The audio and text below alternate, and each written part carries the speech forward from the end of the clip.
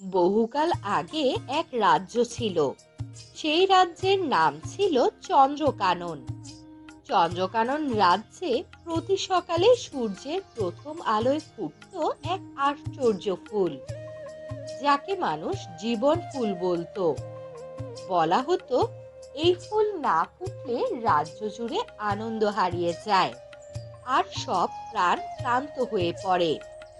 সেই ফুলের যত্ন নিত এক পরী, যার নাম ছিল ফুলকুমারী।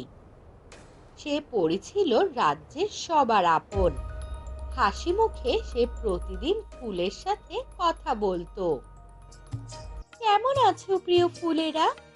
আজ তোমাদের অন্য দিনের চেয়ে আরো বেশি সুন্দর দেখাচ্ছে। একদিন সকালে রাজপ্রাসাদ থেকে দূত দৌড়ে এলো।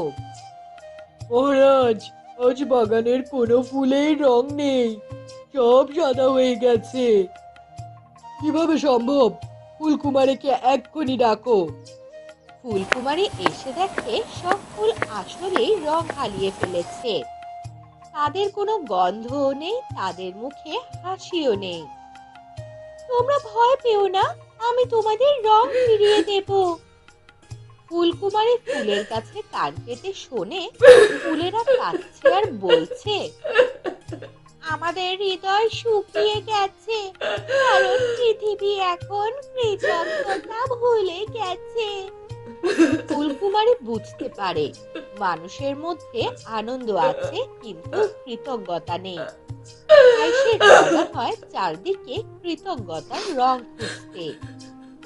প্রথমে সে যায় এক দরিদ্র গ্রামে।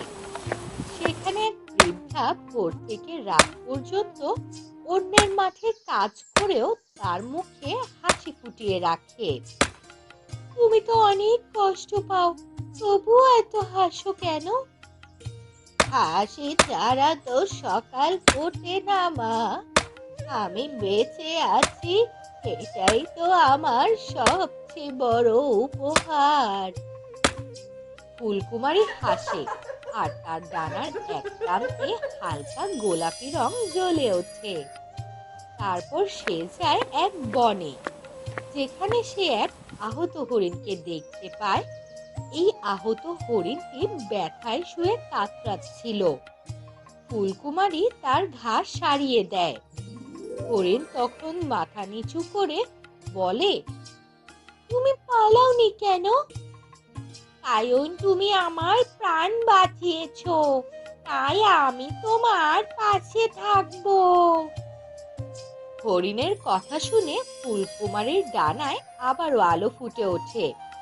ফুলকুমারী যখন রং সংগ্রহ করছে, তখন রাজ্যের অন্ধকার জঙ্গলে ঘাপটি মেরে আছে এক ছায়াপরী, যার নাম ছিল নিশিমা। এক সময় সেও ফুলের পরী ছিল, কিন্তু ঈর্ষায় অন্ধ হয়ে নিজের রং হারিয়ে ফেলেছে সে। তুমি আমার ফুলগুলোতে রং ফিরিয়ে আনতে চাও?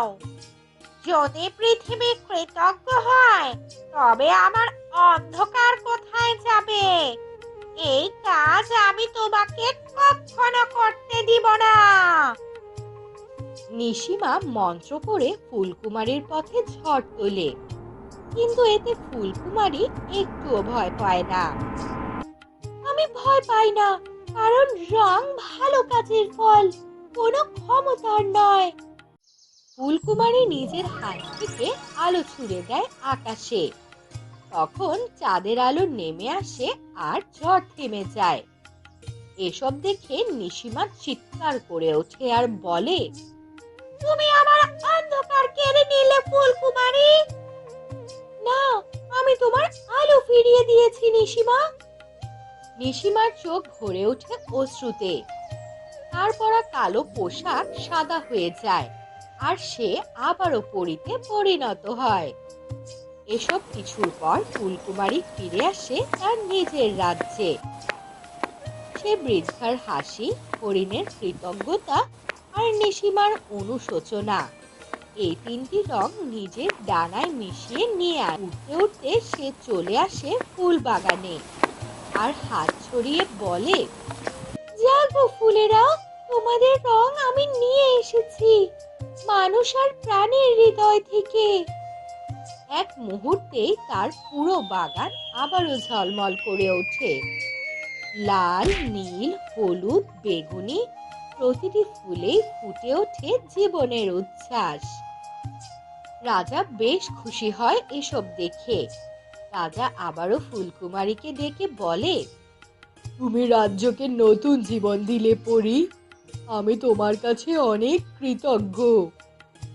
তারপর থেকে চন্দ্রকানন রাজ্যে প্রতি বসন্তে একদিন কৃতজ্ঞতার উৎসব পালিত হয়। সেদিন সবাই তার প্রিয় কিছু একটা ফুলকুমারীর বাগানে এনে রাখে।